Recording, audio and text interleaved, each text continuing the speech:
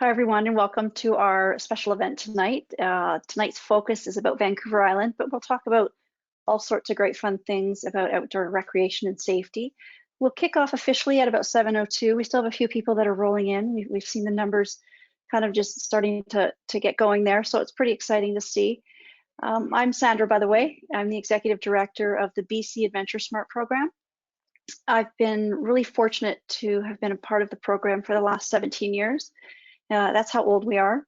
And before that, I was a park ranger and wore the same uniform that you'll see Jamie wearing tonight. And I did that for about 12 years before I had two little people who aren't so little anymore. My son is 23 and my daughter is 20. My time with AdventureSmart has been really fun for me. It's a passion, it's an interest, it's what I went to school for, outdoor rec management.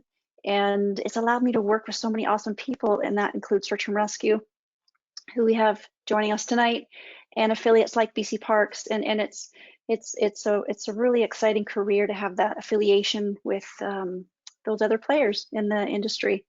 So it's really exciting.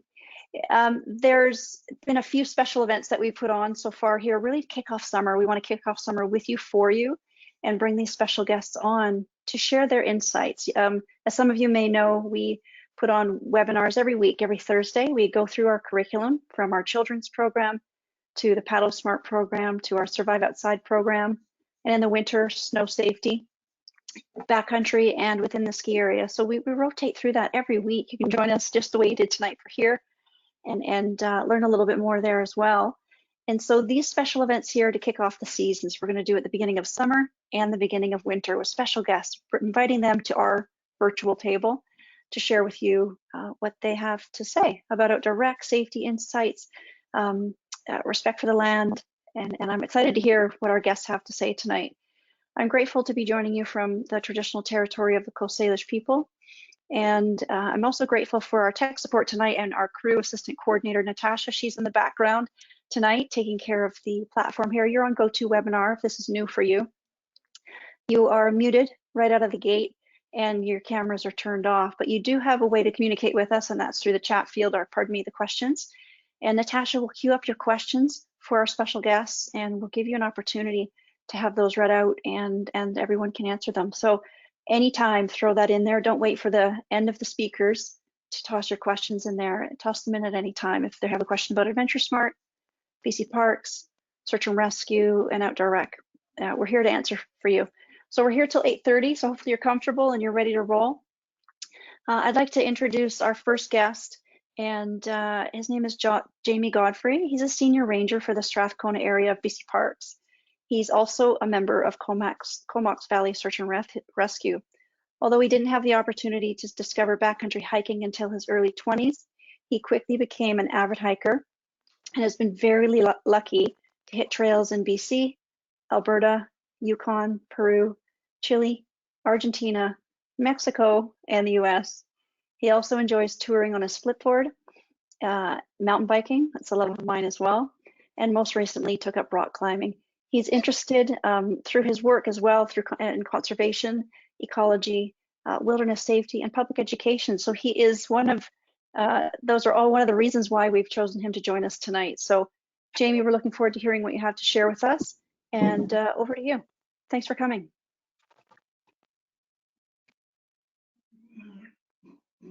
Hello, thank you, Sandra. I'm joining you from Courtney, which is the unceded territory of the Comox, Wiwakai, and Wiwakam First Nations, and I am very happy to be joining you all. I'm pretty stoked to see over 100 people in the audience here. Yeah, I think this is a super important topic for us to cover. So yeah, I'm glad to see the interest. So oh yeah, okay. So I'm gonna start sharing my screen. I'm just gonna jump right into my presentation, and then I think there's gonna be a bit of time for questions after. Hopefully I'll get to hear from a lot of you. I imagine there'll be some burning questions about Strathcona and some of the stuff we talk about today. So I'll start sharing my screen and just get into it.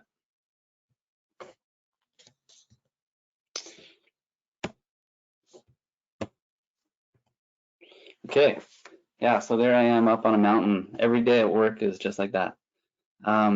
So what I'm going to talk to you about today is what I call mastering safety in the backcountry.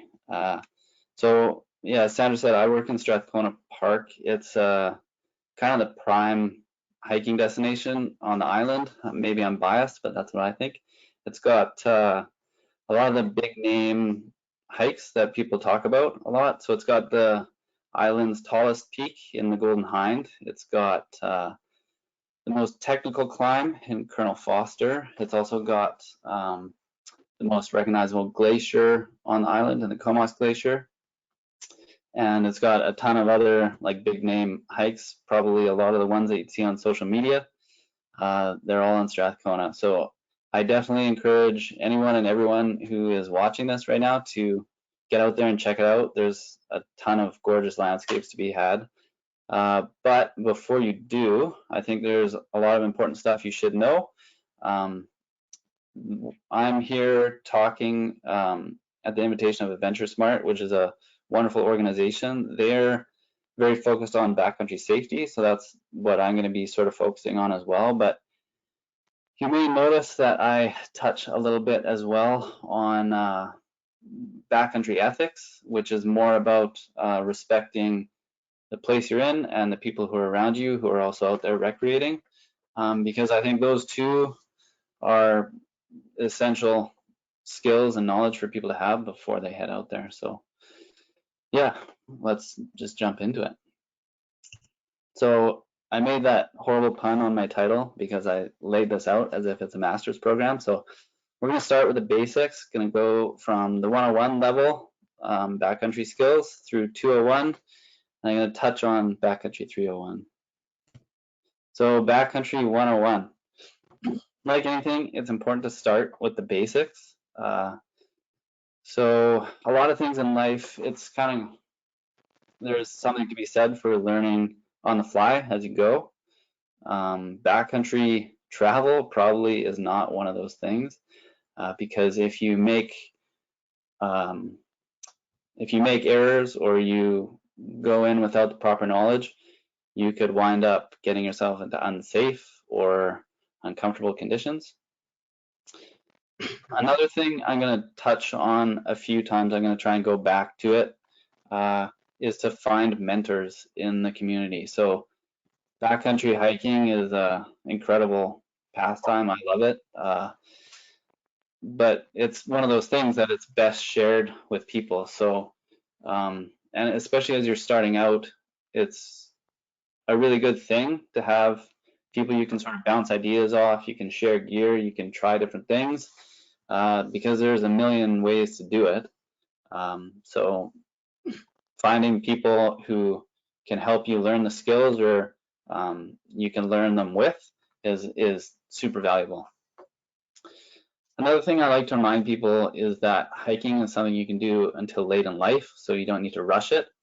I'm patrolling the park all the time, and I often run into people that are like well into their 70s who could out hike probably a lot of us in this audience. So I find I really like when I meet those folks because it really does put it in perspective. I have all these like lofty goals of hikes I want to do, and it's easy to feel like you're not progressing in your skills fast enough, like especially when you get into the aspect of mountaineering and that sort of thing. But yeah, you have decades to do this pastime, so it's best to take the time when you're starting out to learn it, how to do it right.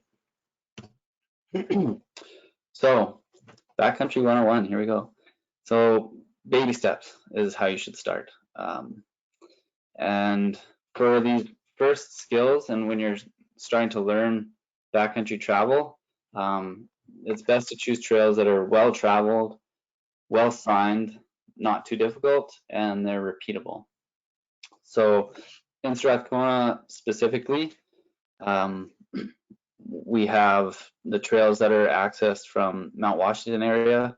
That's called the Forbidden Plateau or the Paradise Meadows area. You'll hear it referred to as both. It's kind of confusing because there's also another area that's connected to that, but it's a completely different trailhead that people call Forbidden Plateau. So sometimes we like to refer to this area as Paradise Meadows. Another area is Elk River Trail. That's up to the second campsite. That's a good sort of beginner level trail, and that's where you can start putting in your overnights and stuff like that. And then we've also got a lot of day use trails in the Butter Lake corridor, so like Upper Myra Falls, Carse Creek Loop, those sorts of trails. But I'm going to revisit some of the traits that I'm talking about for the trails that you want to look out for when you're starting out. So well traveled is pretty self-explanatory. If something goes wrong, you want to increase the chance of someone coming across you to help you out. You want it to be well signed. So up in this Paradise Meadows area of the park, there's signs at pretty much every junction. There's map signs at a lot of the major ones.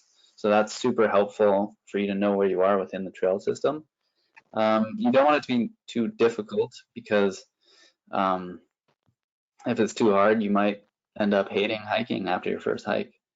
And then repeatable, what I'm trying to say there is that you want to pick a destination that's kind of close to your house, easy to access, so that you can go to it in lots of different conditions. So if it's hot and sunny for a week, or if it's pouring rain, or you do it in the winter when the days are really short versus the summer, the days are really long, what do all those factors, how do they start to affect your experience of that terrain? Those are the sorts of things that you want to be thinking about as you're traveling through backcountry environments, because that's all sort of building that knowledge base that you can use. You can sort of translate it from your area that you're really specifically knowledgeable about. You can sort of use your knowledge from that area to fill in gaps and when you go into areas that you don't know as well.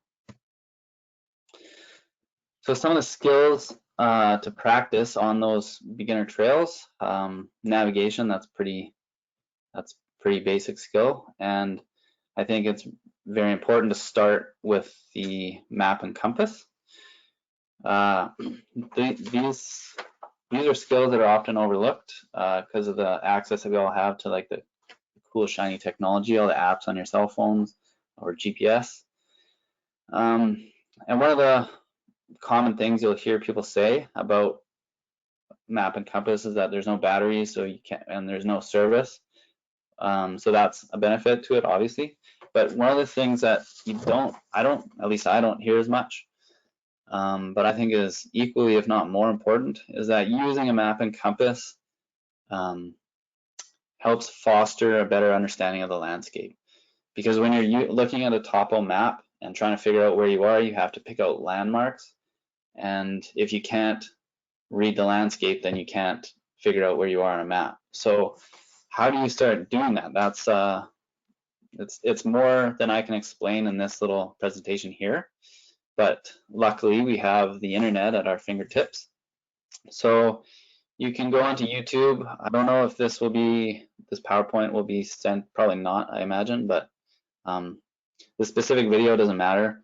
If you just search on YouTube, like map and compass, navigation, how to, some combination of those words, you'll probably find something that's helpful. But basically what you want to do, you want to find a video that seems good, maybe watch a couple and sort of pick out the commonalities on like the very specific how-tos. But once you have that sort of knowledge, then you take that out to those easier trails and you pick a destination, you have your map, and then you just walk to that destination and periodically stop, try and figure out where you are using the landmarks around you. And then you'll probably have a phone with you as well, and you can use that to sort of double check your location. Another thing, when we're talking about navigating, something you don't hear as much is picking landmarks and observing the trail both in front of you as you're heading up, but also behind you. So what you're trying to do is sort of leave yourself like a breadcrumb trail basically in your head of what you've seen. And so when you're coming back down, you want to sort of pick out things. Like for me, I like plants, so like I'll find a tree that's growing weird, or I'll find a little patch of flowers. And I just sort of, it's not really a conscious thing, but I just like notice things as I'm going, and every now and then I'll turn and look behind me to see what it looks like when I'm coming back down the trail. And then so as you're coming back, you'll recognize things, and that sort of clues you in that you're on the right track. And it's especially like when you're at junctions or changes in landscape, stuff like that, that's where you want to see, okay, what does this look like coming back down the trail, because you don't want to miss that junction. And one of the trails in the park, Albert Edwards, that's a big thing where people get lost. They miss the trail junction on the way back down. So I'm just going to grab some water here. But it's important when you're practicing these navigation skills, it's important. You don't have to be an expert or anything, but you do want to be able to rely on your skills somewhat in case something goes wrong. I don't have this memorized, so you'll hear some paper. Okay, skills practice, navigation. To be honest, 90% of the time I'm going to be using my smartphone really to navigate, but that I'm comfortable doing that because I have that base level of skills that I use, or that I learned on a map and compass, which is reading the landscape. So oftentimes I'm sort of navigating the whole time I'm on a hike, and I'll use my phone just to sort of check that I am where I think I am. So the pros of the navigation with technology, is that it's easy, it's user-friendly, and it's precise. GPS is often accurate to within 8 to 10 meters. Cons, I feel like I've hammered this home enough, but it doesn't foster a great understanding of the landscape. So it's easy when you're using a phone. You just, like, often base maps will have the trails on them, and so you're just like a dot moving along a trail. It doesn't matter what's around you. You can just look at the dot and say, okay, I'm 2 kilometers from where I want to be. And when your phone dies, or when you forget to download a base map and then you lose service, you don't have any of the skills to sort of take off the phone. So yeah, they can be unreliable. Another thing, if you're going to use technology, is to understand it before you get out into the field. So if you just bought a new GPS, it's a good idea to sort of test it out, make some waypoints, track yourself just around the house so you understand how to do it. And if you're going to use a phone app, there's like a million mapping apps out there now. So depending on which one you choose, do you need to download your base maps before you leave service? Do you have to buy base maps? What's going on? There's lots of different apps, and each one has different functionality. So as long as you understand it before you go, and everything that you have that you're going to need out there, you download while you still have service. Because a good rule of thumb when you're backcountry traveling is that you are not going to have cell service.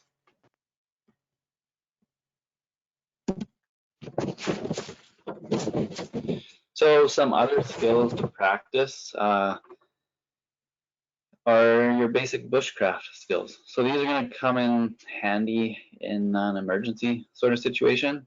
And there's, like I said, it's easy to find videos on how to navigate. There is way more information than you would ever need to know about bushcraft online. There's some really keen people in the bushcraft community, but there's a lot of knowledge in there as well.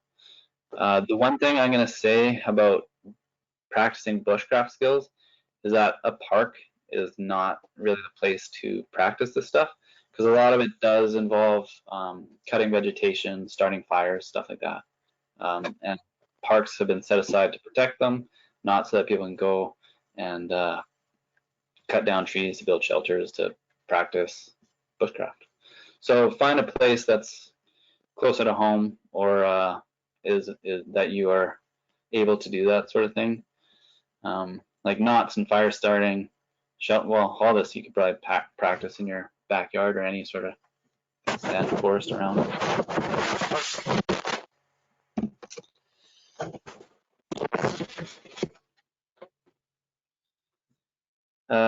There's a lot of money in that picture, and a lot of it looks pretty sweet, and it's pretty tempting to fall down the gear rabbit hole. But I would say if you're starting out, it's definitely not necessary. Sort of like you have lots of time to attain all your hiking goals as you get older. You also have lots of time to throw a bunch of money down a hole to save a few ounces on your ultralight setup. So yeah, all I'm trying to say is here that you don't need the most expensive or fanciest gear to start out. I would invest in the basics and then go from there. And in my opinion, the most worthy things of investment right off the bat are your boots, your shelter, and your pack. And then from there, maybe a sleeping pad and a sleeping bag. And then you can fill the gaps. So this is, again, one of the aspects where having a good community comes in hand, because if you have some friends that you can head out with, you can sort of like sit around the camp stove in the evening and talk about gear and like check out their stove or check out their tent. Or you can swap gear, you can borrow gear from people as well. Like as you're starting out, there's going to be gaps in the gear that you own, so you can borrow from friends. And all of this experience of trying different things, it will help you inform, or will help inform your decision about what you actually do want to spend your money on going forward.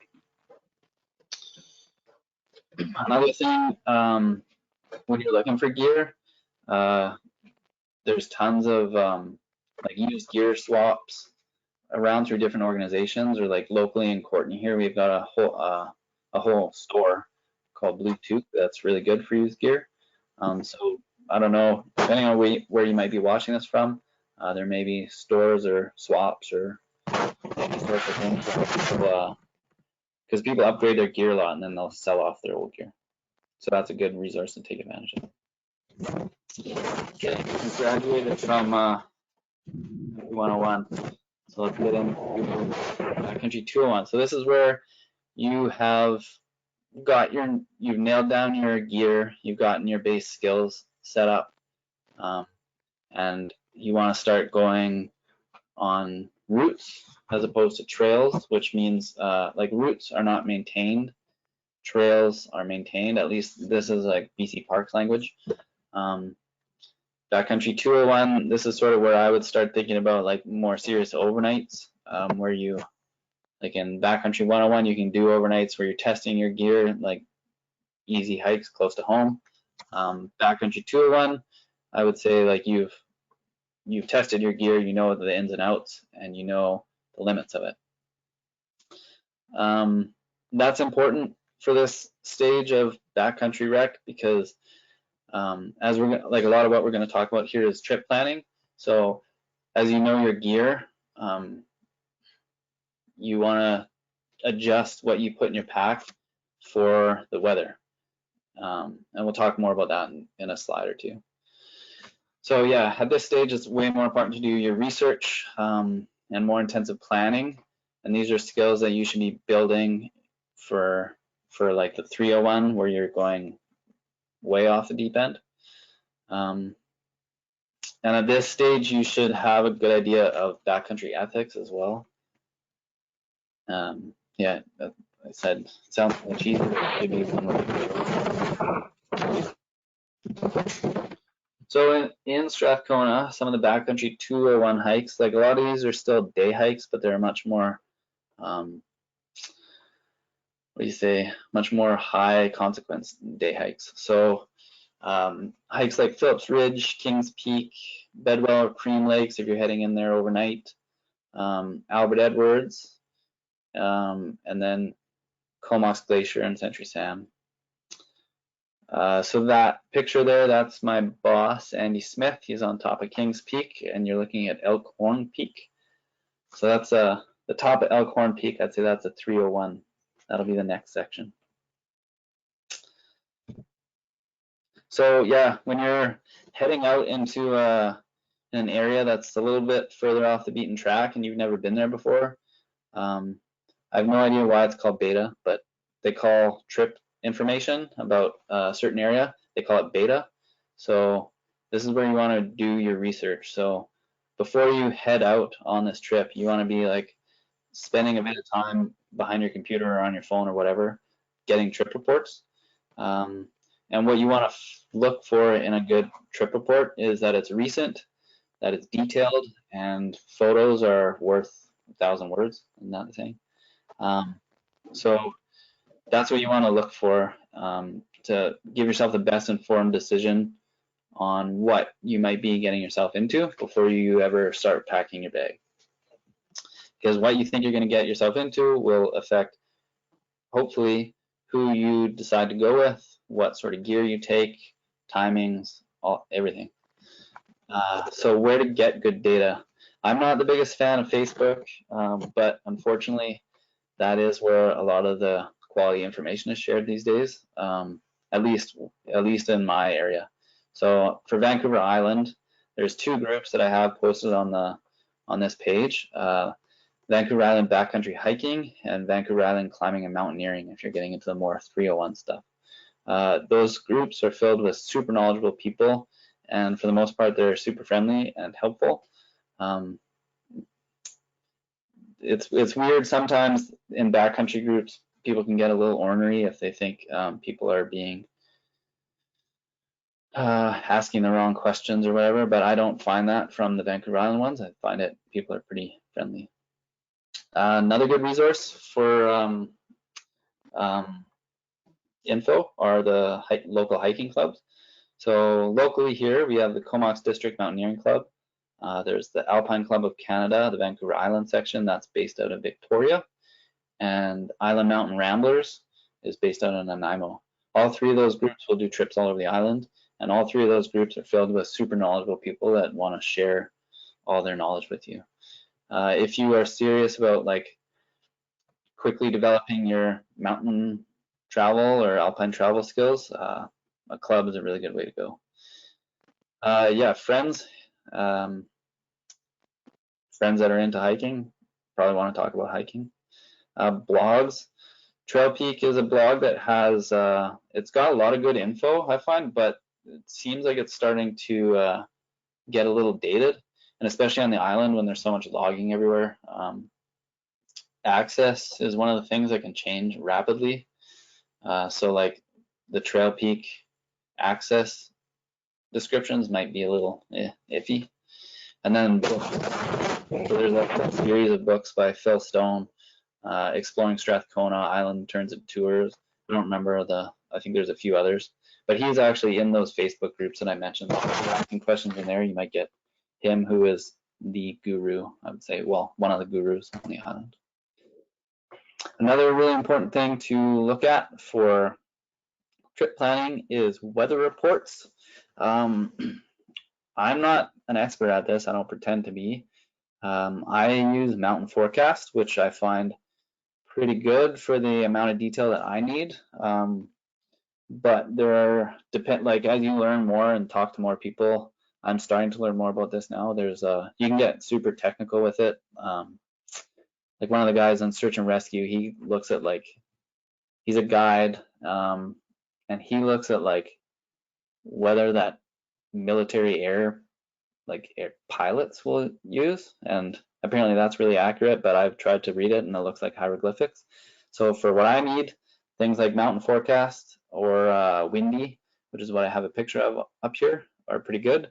So what Mountain Forecast is that you can go on there and it basically, I don't know where they get their algorithm from, but you can basically pick peaks, and it's specific to the peak. So the link I have there is Mount Albert Edwards, and you can see it says Mount Albert Edwards forecast /2093. That's the elevation.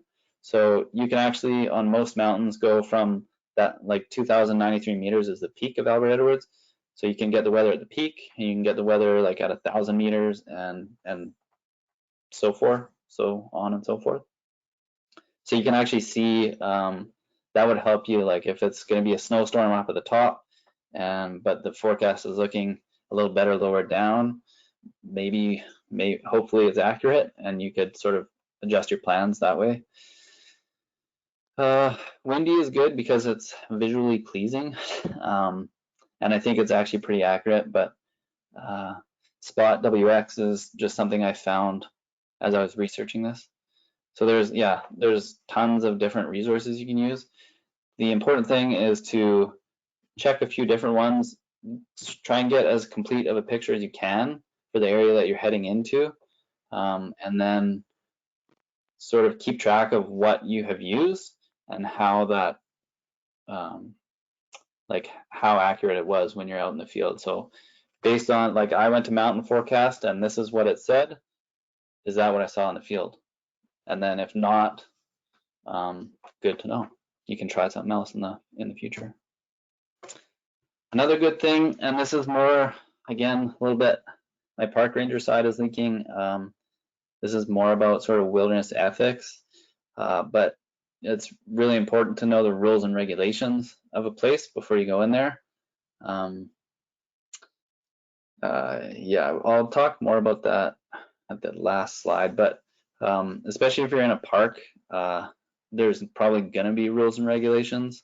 So for Strathcona, for example, dogs, fires, and camping are all issues. So for some areas of Strathcona, dogs are not allowed to be, dogs are not allowed to be off leash, like the Paradise Meadows area, and that's an area that we watch pretty closely for that. Other areas, like if you're way in the backcountry,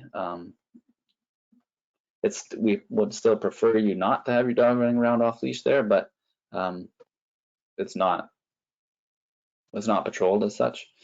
Fires are banned everywhere in Strathcona backcountry. The only place you're allowed is a front country fire ring, and then camping in certain areas of the park. You're only allowed to camp in designated spots. And so each one of these rules are, there is a wilderness ethics also a safety aspect to it. So the dogs thing, if your dog is running around off leash, you don't know where it is. It could be pooping in the water source. And it could also, and like in Paradise Meadows, all the water sources are so interconnected and there's not a lot of flow. And that's what people are drinking from. Also, dogs can attract predatory animals like a bear, or also if it's a really busy place, they could be bowling over children. So it's not a danger to you, but it's a danger to that kid that your dog just ran into. Fires, that's pretty obvious. You don't want to start a wildfire. So that's the safety side, but then also the ethical side of it is that when you have a fire in the backcountry, it leaves a scar on the ground that doesn't go away for years. So it's sort of, people go to see the beauty of the nature, not to see some old fire scar with a half-burned tin of beans in it or something. And then camping, the safety side of that is that, well, the spots that we designate as campsites are chosen because they're safe and they make sense. And also, like, if Paul Berry, who you'll hear talk just after me, is starting a search, and he knows that you left from the Paradise Meadows trailhead, maybe some of the first places they're going to go are the different campsites to see if there's if your tent is there or any of your gear. And then the ethical side of it is that if you're just camping randomly in a place where there's high traffic, it's not going to be long before we start to see those impacts on the natural values. So Backcountry 301, I am definitely not qualified to teach this. So these are the advanced route finding or mountaineering routes. So you can see that picture there, that's Colonel Foster, which is, I think, considered the most technically difficult climb on the island. And I certainly don't think I could do that route that's highlighted there in red. But there are a few in Strathcona. The Golden Hind, it's not a super technical climb, but it's so remote that I would put it on this list. Colonel Foster, Elkhorn, all the climbing routes. And then there's all these super intricate ridge routes that people link together, and that are always pretty fun to see. So these are some of the things that maybe you got to go through Backcountry 101 and 201, and maybe one day these are some of the goals that you'll be starting to set for yourself. A quick note on what not to do. So one of the things I had in the back of my mind as I was planning this talk was some of the trends that we've been seeing in parks lately. I'm sure you may have heard of Joffrey Lakes, how that exploded, and we were seeing it in Strathcona as well. Some of the more popular hikes that get explode on social media, we start to see, as I try and be diplomatic, like when a hike becomes super popular, you start to see like silly behavior there. So I'm definitely not trying to pick on women or anything. These are just the two examples I found. But the Explore Vancouver Island one there, these girls, I didn't watch the video, but I'm sure it was a great time. But you probably don't want to be mixing alcohol and hiking because, yeah, it just amps up the risk factors. And then the one on the right there, this is a Instagram influencer. I don't remember her handle, but like if you were really inexperienced with backcountry travel and you see this picture, like she is standing in an alpine environment. She's got good boots on, but that's about it. She has no backpack, no layers, and I'm sure she has all the stuff, but it's just not in the photo. So it's important to remember that a lot of the things you see on social media are contrived. They're not super realistic. So social media is a wonderful, wonderful tool for setting goals for yourself and like finding out about hikes. But then from that, you take that hike, put it on your list, and then you go and do some of the research that we talked about in the Backcountry 201 section. It's super important to do that. Otherwise, you could get yourself into dangerous situations, and you can be impacting the natural habitats. So I hope that this has given you, I hope I haven't come down too hard. I do want to get people excited to hike, and I think there's a ton of stuff to explore. I just think that people need to do it safely and ethically, and I think that's really important. So I'm super glad that everyone tuned into this. So thank you very much.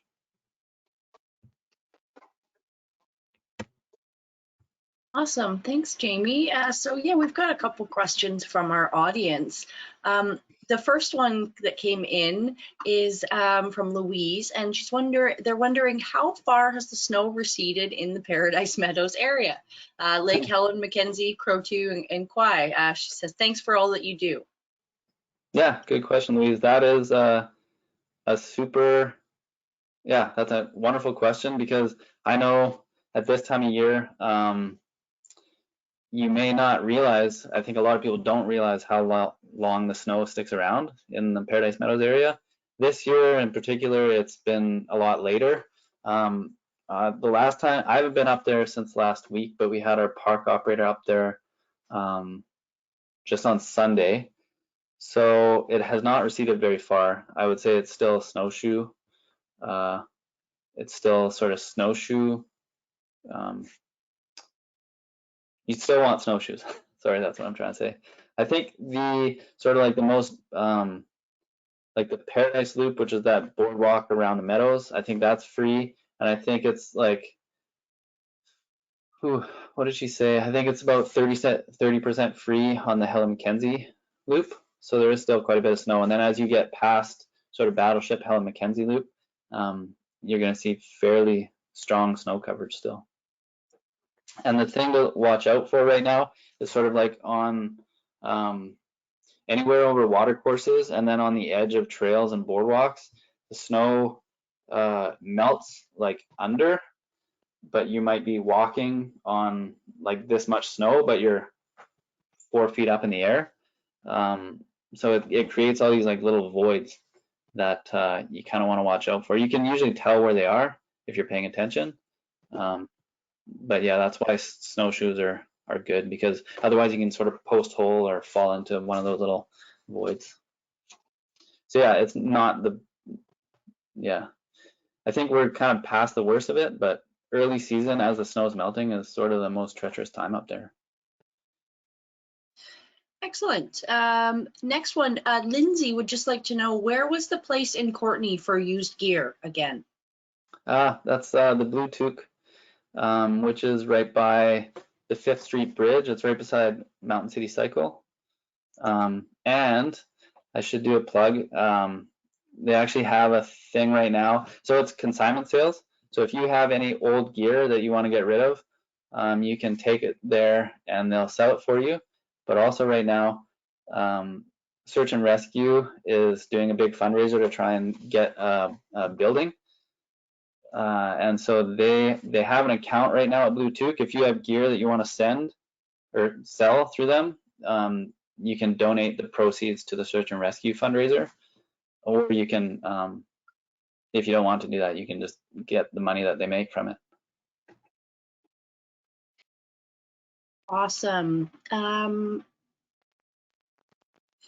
This is a question from Jamie. Jamie says, first of all, thank you for bringing your knowledge to share with us. Second, I'm curious what BC Parks is doing to rehab or maintain the trails that are potentially seeing more traffic and increases in popularity. Yeah, good question, Jamie. Yeah, so we sort of, it depends on the area. Most of the trail, like people walking on a trail, doesn't really impact the environment. So like that's why I think it's very important that people are sitting in on this sort of talk, because the carrying capacity of the trails and facilities that we have is pretty high if people are sort of staying on them. The impacts really start to show though when people don't know how to behave in the backcountry. So that's that whole wilderness ethics thing, and that is something that we saw a lot of last year, like people camping sort of wherever, people having fires in the backcountry, people not knowing how to poop in the woods. That made for a lot of awkward conversations. So one of the main tools that we use is enforcement. So if we see somebody camping in the wrong place, we can evict them from the park or give them a warning, or if it warrants it, we can write a ticket for it. But I mean, there's not a ton of us rangers, and I don't know if I did say it, but Strathcona's 250,000 hectares, and it's not even our only park. So that's a pretty difficult tool to use. There are some times when we can, like areas are damaged, so we can sort of rehabilitate them and create a new trail. But yeah, it's a problem, and it sort of pops up here, and then we can deal with it there, and then it pops up here, and we can deal with it there. So like another thing that you may see on the island, I would say for sure in like the Paradise Meadows area or Elk River Trail, some of the really popular places. I don't think there's anything official at all, but I would foresee one of the systems like they have in Joffrey Lakes and the Squamish area with a day use pass. So it's a free pass, but you have to have it, and so that just sort of limits the number of users, because at a certain point there's too many people impacting the trails than we can keep up with. And I know there are some kinks that have to be worked out with for the daily, the free daily pass, but I think that may be a good option to explore. And the idea with that is not to sort of keep people out of the park. It's more to sort of spread the impact. So I think it would be for a certain trail. So like if you're camping at Buttle Lake and the trail passes for Elk River Trail, which is probably the most popular trail out there, are taken for the day, maybe you're going to go hike Crest Mountain, or maybe you'll hike Kings Peak or something like that. Awesome. And this is a good question that we have. In your years as a ranger, have the types of users changed, and who are they? Like, are they new to the outdoors, more experienced? families, hikers? Yeah, that's a good question. It's tough to say. I would love to talk to every single person that I see, and but I don't often have time or don't get that deep, other than, hey, how's it going? Great, you too. But I think definitely last year with COVID and everyone stuck at home, we did see a bit of a change in usership. And I don't know, it's tough to say. Like, I don't know if it's more people out there noticing every little thing, or more people behaving poorly in the backcountry. But yeah, I think definitely last year there was a lot more people new to it, for sure. And whether that was the cause of some of the complaints that we heard or not, I don't know. You would hope that wasn't the only thing, or like you would hope that it's not the case where there's way more people up there doing the wrong thing, because in theory, most of the new people out there last year were people from relatively close by. So you can't blame it on the tourists at that point. But yeah, I do think there is a trend of newer people coming out. And I'm fairly new to the island. Like, I've lived here for 5-6 years. So I don't know what it was like before, but I get the sense that like a decade ago, it was very quiet in the park. And since I've been here, I think like specifically Comox Valley, which is like one of the gateways to Strathcona, we're seeing a big increase in population here as well. So I think people new to the outdoors and people new to this area, for sure. Yeah. As far as province wide, I can't speak to that. I'm sorry. Excellent. And this will be our last question from Joanna. What is the best source for up-to-date trail conditions for Paradise Meadows in the park? That's the Strathcona Park website, and I'll see if I can actually. I don't have it memorized. It's on the BC Parks website. I'm just going to it right now so I can tell you exactly how to get there. And I will say right off the bat, my bad, I forgot to send in a trail update last week. But if you go to the Strathcona Park website and you go know before you go, there's all those different headings you can click. If you go know before you go, there's the current trail conditions there. So as I said, I forgot to send one in last week, so they're current as of May 28th. But I will be putting a new one on Thursday. I try and do them every Thursday. I missed last week. I apologize, everybody. But yeah, they should be there every Thursday. And also as a note for that, if you click on that, like on the current trail conditions, I'm pretty sure, yep, it's got my work email in there. So if you're out on the trails and you like want to send me a quick note about where you were and what it was like, that's super helpful, because especially like this time of year when snow is constantly receding and it's important for us to be on top of that, but there's 2 of us for the whole park, it's a little tough. So with more eyes on it, it's super helpful. But yeah, that's and you can, like, every spring usually people will just email me questions at that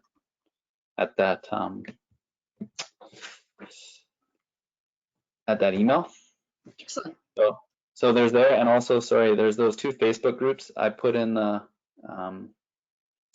presentation. So on Facebook, those are Vancouver Island backcountry hiking for like all the hikes, and then if you're more adventurous looking at like get into the mountaineering side, there's Vancouver Island climbing and mountaineering.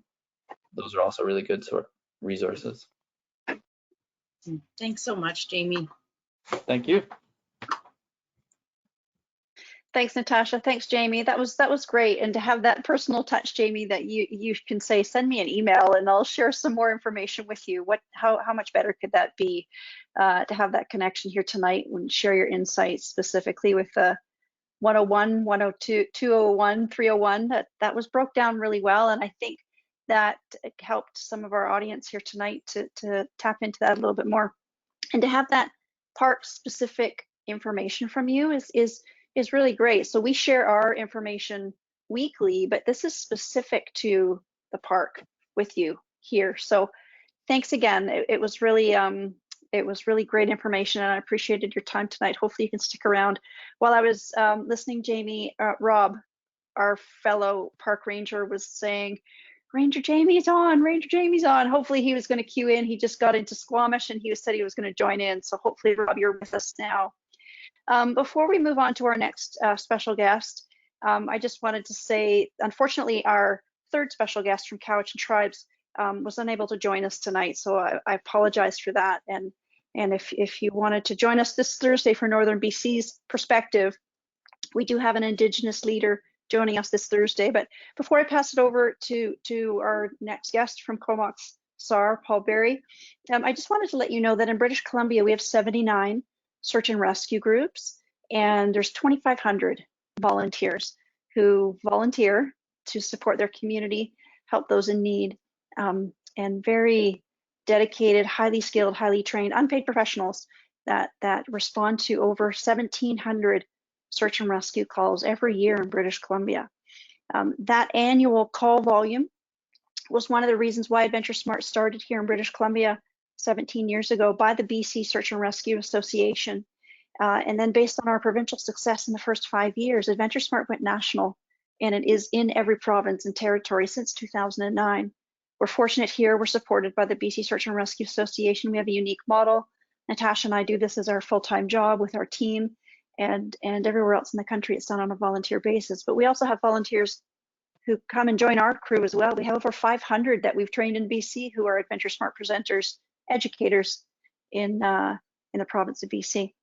Without further ado, let me introduce you to Paul. Paul Berry has been an educator for over 35 years, currently in his final year as Director of Instruction for the Comox Valley School District. He's a 23-year member of Comox Valley Search and Rescue and is passionate about search and rescue.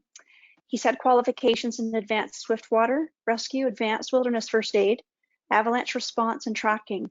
He's one of a dozen level 2 search managers in the province and teaches search management, team leadership, lost person behavior, and incident command. He's also a contributing author to the Provincial Ground Search and Rescue, team leader, and search management, and also is involved with the National Search and Rescue Standards. Paul, it's great to have you join us. I can't wait to hear what you have to share. Over to you. Thanks. Great, thank you. It's a pleasure to be here today. So I'm going to reduce this. Are you able to see the slides? There we go. Yes, we are, Paul. Thanks very much. Okay. I'd like to start by saying that Comox Search Rescue respectfully acknowledges that we are on the unceded traditional territory of the Comox First Nation. Now,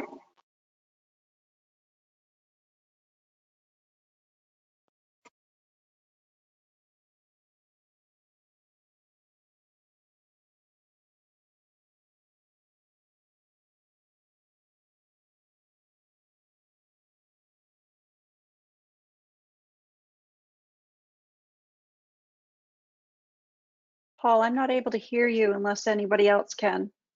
No, I was just coming on to say we've lost Paul's audio momentarily here. okay. Have you got me back? There we go. Yep. Okay. Okay, good. Let's get the technical issues out of the way right at the beginning. It's my intention this evening to cover these topics, to talk briefly about search and rescue in the province or on Vancouver Island, to speak specifically about our team, Comox Valley Search and Rescue, who we are and what we do, to share a little bit more about our area of operations, which Jamie already spoke to you about, and to share some lessons that I've learned over the past number of years, lessons that some lessons were hard learned from SAR events that hopefully will keep you safe as you venture out in the future.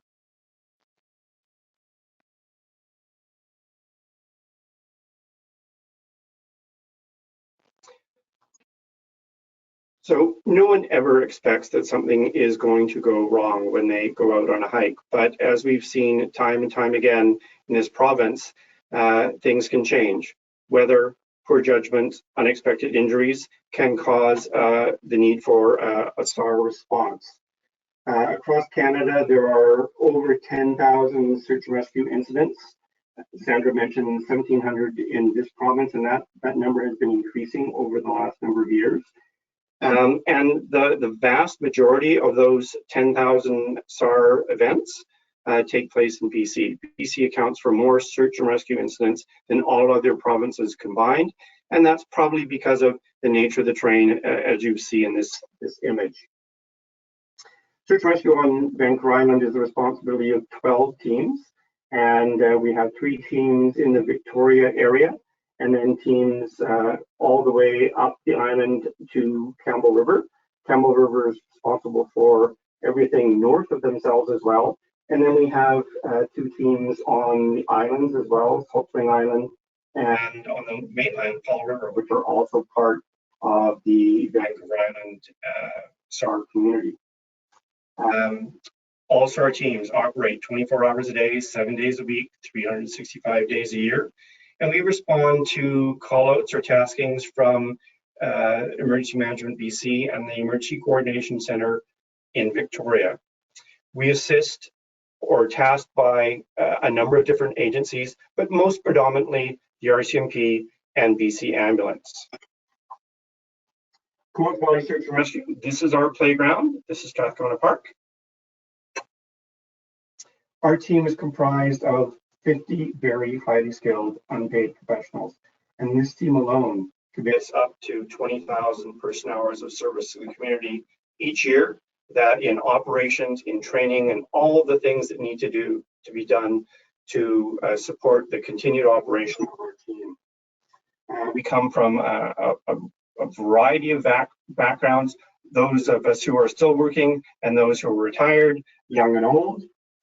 We are a very strong team, committed to each other, committed to professionalism, and committed to saving lives. And we are very much a family that looks after each other on our team, and we're very much an extended family across Vancouver Island, because when events grow large, we look to our neighbors to the north in Campbell River, or any of our neighbors to the south or to the east of us, to come and join us, because many searches involve mutual aid, which is many teams coming together to do the work that needs to be done. The services we provide are varied. Search and rescue management, wilderness book search, as well as urban and rural search. We're looking for lost children, people who walked away. We're seeing an increasing trend in those with despondency and dementia. Injured hikers, lost hikers are not the only work that we do. And here we see Brad with one of our rescue subjects, a rather enthusiastic hound who decided that going over that cliff was something he needed to do at that moment. Ground search rescue is the domain of the police. A search is a missing persons investigation. And here we see Chris Smith and one of his 2 search dogs. They were involved in the search for Sylvia Apps in the Castle Craig area. This is in July of 2014. And this would be one of the large-scale searches that I just spoke of. Here we had 22 teams from not only the island, but from the lower mainland, involved in a search, a wide-ranging search throughout the Castle Craig, Mount Frink area for Sylvia, 10 operational periods. Even though we were able to locate virtually every item that Sylvia took with her into the backcountry, we were not able to locate Sylvia. This is an example of a recent search last June and July for Lawrence Phillipson. This is in the northern part of Strathcona Park. in the Mount Philburg area. And you can see some pretty significant terrain along the spine of Vancouver Island. The image on the left shows some of the search tracks stretching through a whole series of peaks along ridge lines, as Jamie mentioned. This route, a very infrequently traveled route by backcountry enthusiasts here on the island. In addition to ground search, we maintain swiftwater and inland water rescue, and here's one of our teams practicing medical evacuation in swiftwater. We are involved in ice rescue. This is a really interesting image. If you pay close attention to the chair, this was initially reported as a missing fisherman. There's a chair with his coat, and floating in the water just in front of the chair was a fishing rod.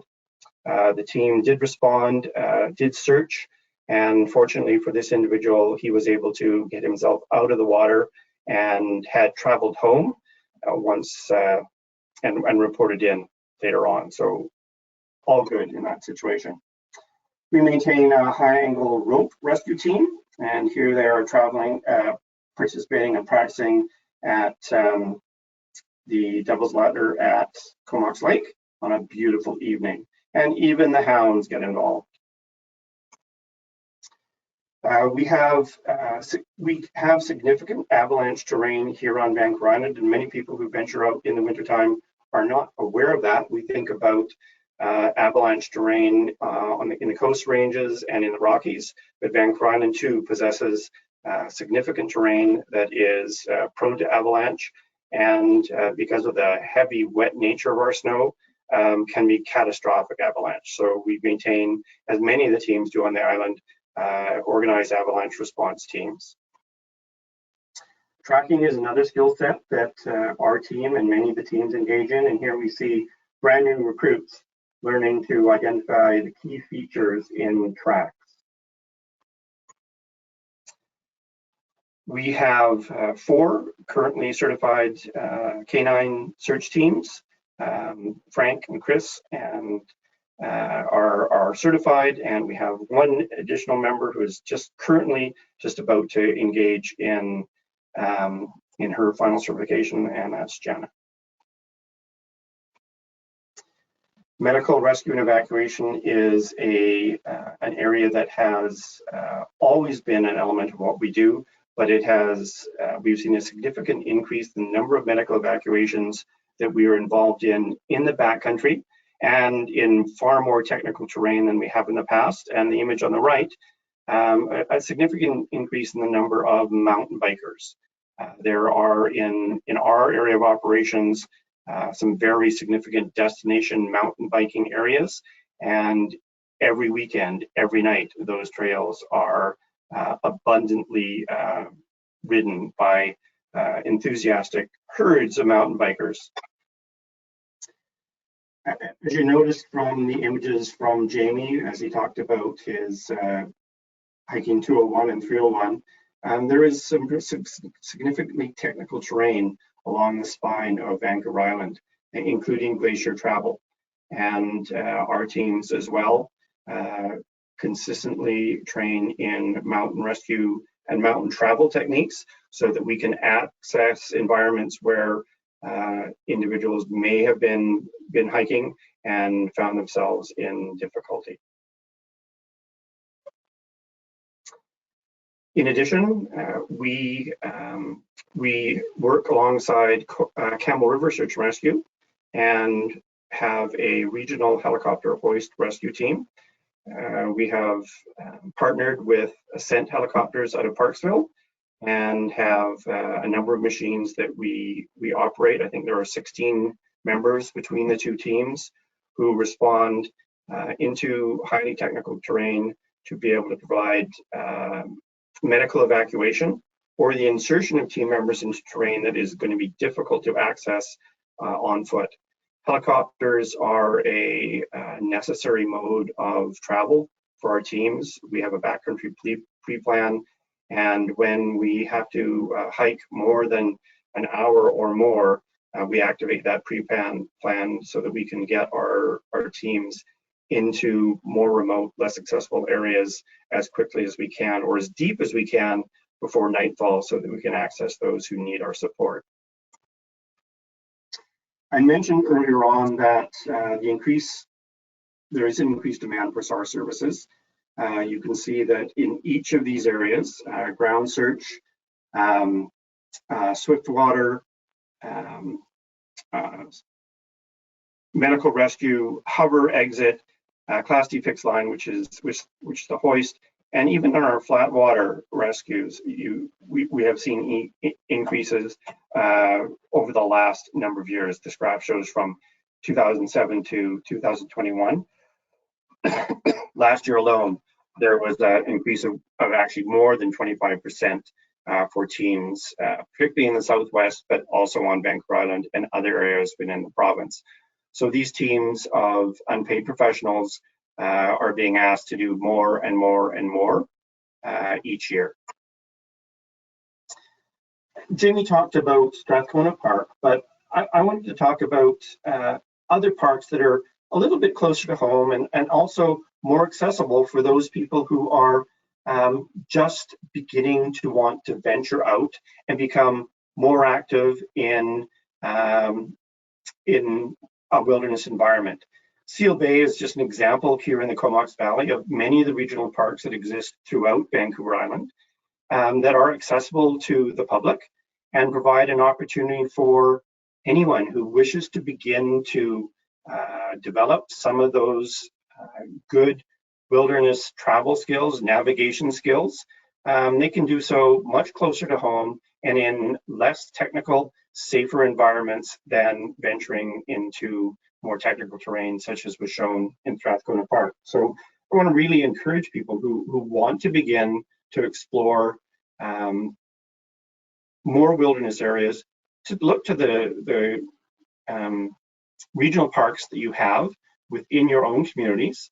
Many of them are well mapped and well marked and provide you an opportunity to begin small, close to home. Jamie talked about Strathcona Park, but you can see that this park, which is the oldest park on Vancouver Island, has a significantly diverse terrain, from the relatively serene Paradise Meadows, which has a number of trails on a boardwalk which are easily accessible, even accessible to handicapped, with special chairs that are available at the visitor center. Provides an opportunity for those who are less able to get out and to enjoy this environment, to the types of environments that you see in the images on the right. Jamie talked about the Golden Hind. We see Mount Arrowsmith as well. Very significant terrain here in Strathcona Park, and Comox Valley is one of the more significant gateways to many of these areas.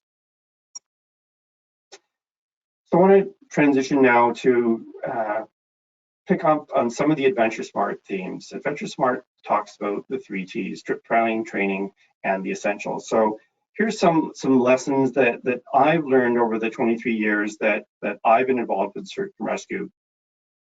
These are areas that people don't spend the time or develop the skills or access the resources that they might need to really adhere to these 3 T's. So the first ones I want to talk about is trip planning. Oftentimes, people decide that they're going to go for a hike, and they have seen on social media or they heard from a friend that the trail from A to B is a great place to go and venture out that day. And so they do, without having left information with a reliable source about where they're going, where they're going to park their car, what trip they intend to take, and what time they intend to be back. I want to really encourage you to explore the AdventureSmart site, and I'm sure Sandra is going to reinforce this, to take a look at what do you need to do to leave a trip plan with a reliable source, so that if something goes wrong while you are venturing out, even into a regional park, that someone knows where you are and when to call for help if you don't return. Another area that I've certainly begun to appreciate over time is that people fail to have done their homework and to appreciate the impact of significant terrain, particularly steep terrain, on the time it's going to take for them to get from point A to point B. It's pretty sexy to want to go and to bag a peak in a day and observe the vistas from on top of a mountain. But getting there is often a challenge. And if you're not prepared and have not done your homework, that what looks like a very simple, short duration hike can take much longer. And you end up finding that you're arriving as it's becoming dark and have now overstayed your welcome and are going to find that you're not going to be able to get back home when you'd hoped to.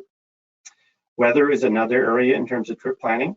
Jamie talked about a number of the apps that are available to review weather. Looking at past weather and what its impact might have been on snow conditions, on the terrain, down trees across trails, those sorts of things. Has it been significantly windy, heavily? Has it rained heavily in advance of your trip? Because that's going to impact where you can travel, the quality of the trail, how slippery the boardwalks might be, even on a simple trail. And what is the weather going to do? If you're looking ahead at projected weather that says it's going to become significantly windy and rainy and potentially cooling temperatures, that's not the time to set out on trail into alpine terrain. And that's one of the mistakes that we see far too often from a search and rescue perspective. People head out on what they think will be a simple day trip, only to find the fog and rain move in, and they are now disoriented, lost in the fog, and unable to orient themselves and to travel any further. The other piece is failing to appreciate the impact of the need for a rescue. It's not as simple as being able to dial 911 and have an ambulance attend to you. If you have traveled 3 or 4 hours back into the backcountry, you have to realize that it's going to take your rescuers an equal amount or maybe greater time to get to you, because the amount of equipment, stretcher and so on that they may need to take.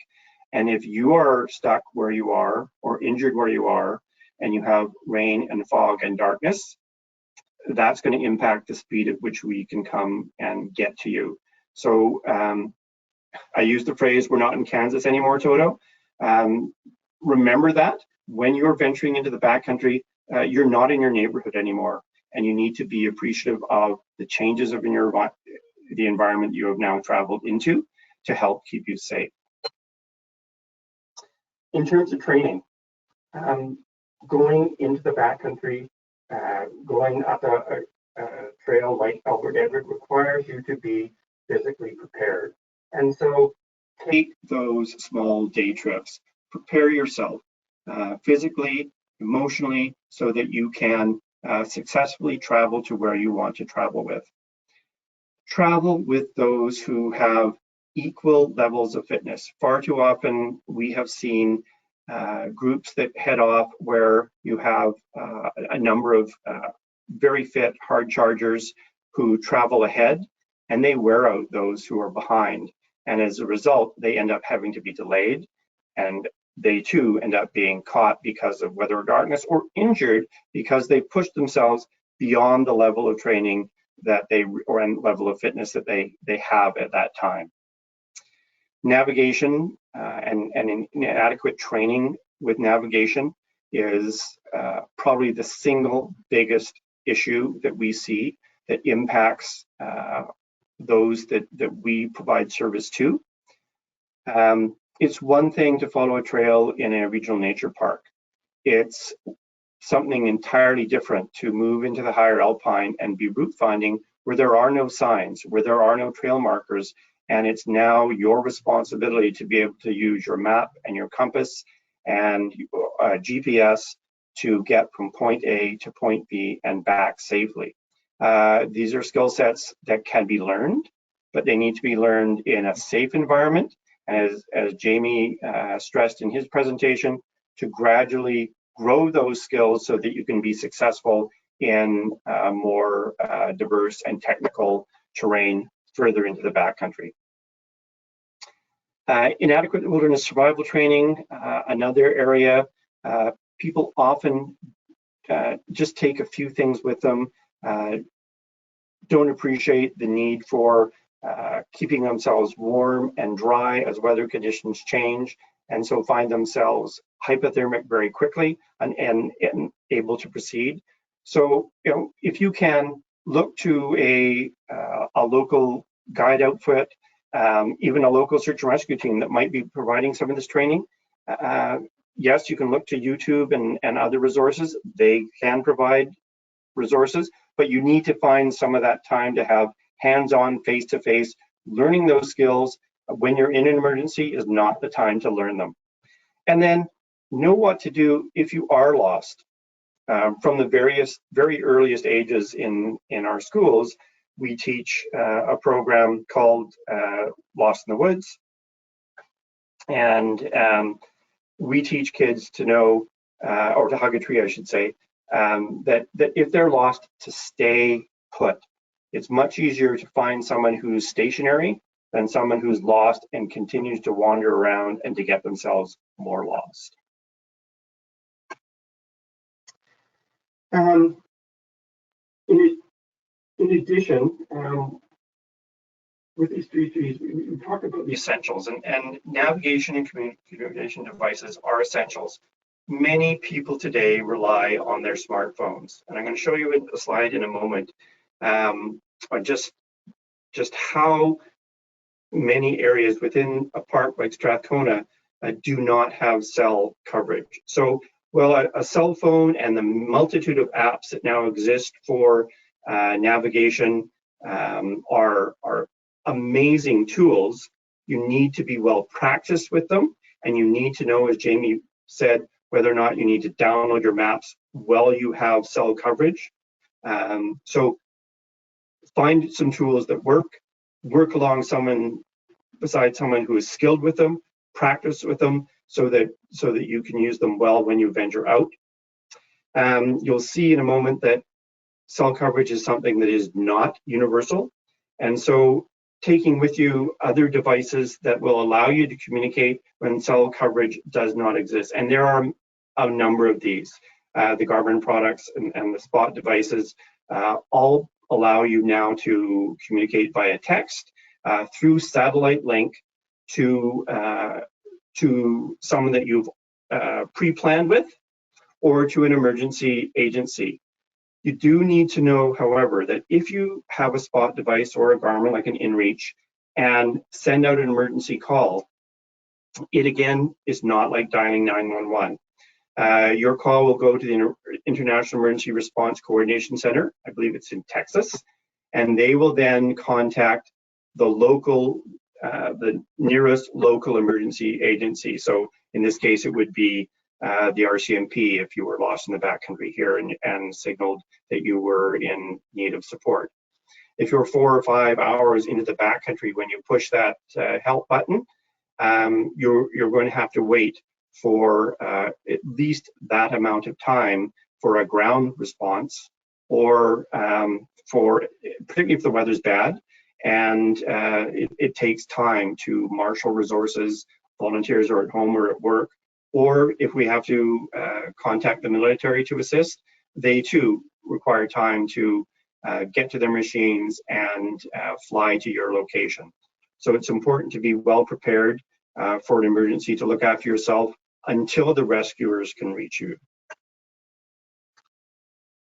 So a number of the things that we see that people head off, they'll hike into the park, set up their tent at one of the campsites within the park. Circlet Lake is a good example. And then they will head up to Albert Edward or one of the other peaks, and they will take virtually nothing with them. Every time you venture out, have a day pack, have some clothing. Conditions change rapidly in the Alpine. On the island, it rains. Have appropriate footwear for the conditions that you're in. Flip-flops and bogs are not appropriate for the Alpine. have a communications device, a signaling device, whether it's a cell phone, an inReach, the mirror on your compass, a flashlight. All those devices come in handy for rescuers to be able to locate you, particularly in the dark. This is a map of Strathcona Park, the Albert Edward area. You can see Circuit Lake and Moat Lake. The bluish purpley shading that you see are areas where there is cell coverage. So you can see the higher ridge lines. You would be able to use your cell phone to call for help. But as soon as you descend down into any of those valleys, in any of those drainages, you no longer have access to that tool that you rely on when you're within city limits. And so here's a really good example of why it's important that you carry an alternate communications device in the event of emergency.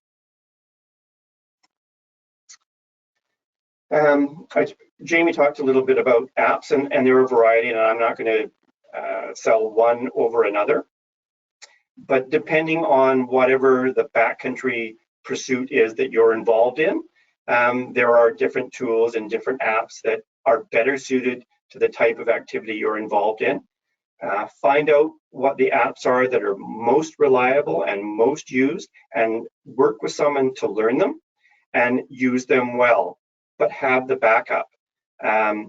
Yes, many of the devices that work on your cell phones when you have coverage are great tools, but when you drop that phone and it's broken, you need to have the backup of a good map and compass, and those are skills that you need to learn, and they need to be learned hands-on. And here we see some new recruits from our local SAR team developing those skills. All of our members must be able to navigate by map and by compass thoroughly and skillfully before we set them loose with any of the electronic devices that we also utilize. Some of the other essentials that we see that people often do not carry with them, and that would make their rescue and their location and their time in the backcountry awaiting rescue much more comfortable. Having some source of light, either a headlamp or a flashlight, makes locating you either from the air or by ground teams much easier. In addition, it provides you some safety on the ground, and as well as a psychological blanket. Having light when it's dark all around you just makes you feel that much better. Having something to be able to start a fire with, and the skills to be able to build a fire in a rainforest environment such as we operate in is important. That fire is going to keep you warm, help get you dry if you're wet, and ward off hypothermia. In addition, it's going to be another source of illumination and signal for your rescuers to be able to find you. Oftentimes we see that as people have left their day camp and ventured into the Alpine, they haven't taken enough food or water to sustain themselves, given the complexity and the strenuousness of their endeavors. And having enough water is absolutely essential. When you get into the Alpine, particularly in the later months of summer, you're not going to find adequate supplies of water. And even if you are, the water that you find may not be suitable to drink. If you're injured, you have to look after your needs first, long before rescuers get to you. So taking a first aid kit, oftentimes we see people traveling without those. And think about what season you're traveling in. Seasonal needs, many times in the summer, when we come upon individuals who have called for our assistance, they're badly burned because they've been high in the Alpine in the snow and have not had sunscreen, have not had a hat, have not had sunglasses. I just wanted to be able to share with you some of what I've learned, some lessons that we hope will help keep you safe as you venture into the myriad of beautiful spots that we have here on Vancouver Island, and to share a little bit about the expertise and skill sets of the 12 search and rescue teams that we have here on Vancouver Island. Thank you. Thank you so much, Paul, for your presentation. We have a great question from Kathy. I think you covered this a little bit, but if I use my InReach SOS button during an emergency and it sends a message to Garmin, how long before the message gets to the local SAR organization to initiate a rescue? I can say that my experience has been that they're very efficient at contacting the local agency. So in most cases, it's the RCMP. But it depends on how accurate the individual has been in registering their device and providing good location information. Awesome. Great question we have here from Marcus. In front country / backcountry hiking or camping, is a pocket knife multi-tool a must? Yeah, I certainly don't go anywhere without one. They can, multi-tools in particular, can provide a lot of different resources quickly at hand. Anything from building a shelter to cutting some shoelaces to tie a tourniquet. Absolutely. Great. And then we've got another question here. What is the most common search and rescue reason in your region? Like, is it a twisted ankle, they don't have light, they aren't capable in the terrain that they're in? It ranges, but I would say that we have a trend in particular areas of the park to see individuals who don't follow the rules around checking the weather, and they venture into terrain alpine terrain that can change very quickly when the weather changes, and visibility, they lose visibility and end up becoming disoriented. They're usually also not well prepared. They plan on a day hike, quick in and out, and as soon as the fog and rain comes in, now they're wet and cold and lost. I would say that's probably the biggest cause for SAR in the last number of years. Excellent. And this is a great question as well. How many hours do SAR volunteers as members in training put in to become a full member? That is a good question. There is a basic ground search and rescue curriculum that all members engage in. Different teams choose to present that curriculum in different ways. It requires about 75 to 80 hours of classroom instruction, in addition to the practical work that needs to be done. And then for our team, all of our volunteers are required to commit to about 200 hours of additional training over the course of the year, training and operations over the course of the year to maintain their certifications. Awesome. This is actually a great question from our audience member, Sandra. And I think more SAR groups want to address this. Locally, has the What 3 Words app been getting more uptake? Or are you still working with exact GPS, lat, and long points? We use both. I think here locally, it's more with the exact GPS points. Great. Yeah. That's usually what we hear from most SAR groups, but it is a good question to bring up, as the public does ask about What 3 Words a lot, and there has been a lot of chatter about it. But yeah, that's mostly the answer that we hear from the SAR groups, is that they like to stick with the exact GPS and lat and long points. Yeah, and certainly if we are responding and looking to assist someone with error, we want the most accurate information that we can receive. Perfect. Well, I guess one of the other pieces that sort of relates to that is that people really need to know what format their phone may be sending GPS coordinates in, and oftentimes we see a whole variety. And the other piece is that when they venture out, They may not have been using their location devices, or may not have location services active on their phone. And so when they actually do call for help and we try to locate them, because most of the SAR teams will use a locate app, send them a message and have them send us back. If their location services are not on, we will not get an accurate fix on them. Right. Okay, that's great. Thank you so much. Yeah, we don't have any more questions this evening, so I just want to say thank you, Paul, from the tech side here. And Sam's going to come on and just sign off for us, and then I will be ending the webinar. Thank you, Paul. That was insightful. It was good. I appreciate you adding our 3 T's in there and talking about what we normally do as well, which you're well versed in. And a few of us can eat, breathe, and sleep those messages. And that's what we're trying to help hikers specifically as we kick off summer. It is the highest user group that does result in search and rescue. And so we're trying to kick off your summer safely so that it can be an AdventureSmart one. And hopefully tonight helped you. I know I always make notes and learn a few things from our special guests every time we do these. Last week we did 2, today is our 3rd, and we've got our last one on Thursday. So if you want to come back and learn a little bit more about Northern BC, we will have Prince George Search and Rescue volunteer joining us, Dave Merritt.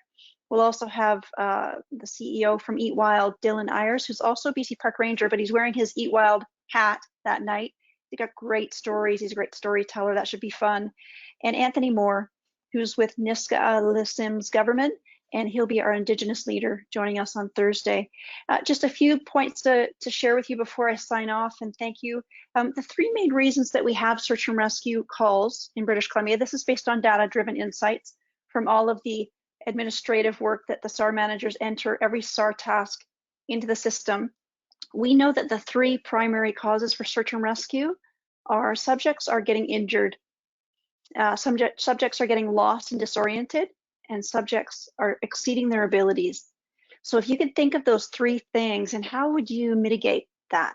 How would you reduce the risks? How would you mitigate those 3? So injury, lost and disoriented, and exceeding abilities.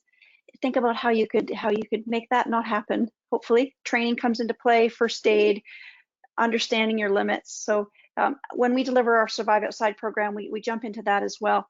And last but not least, there's no charge for search and rescue. If you need help, phone as soon as possible. The number is 911 and ask for police or RCMP. You will not be charged for that call, and there's no insurance required. So from all of us here at BC AdventureSmart, thanks for joining us. Hopefully you have a lovely evening and have an excellent summer. And we really appreciate your support. Take care. Good night.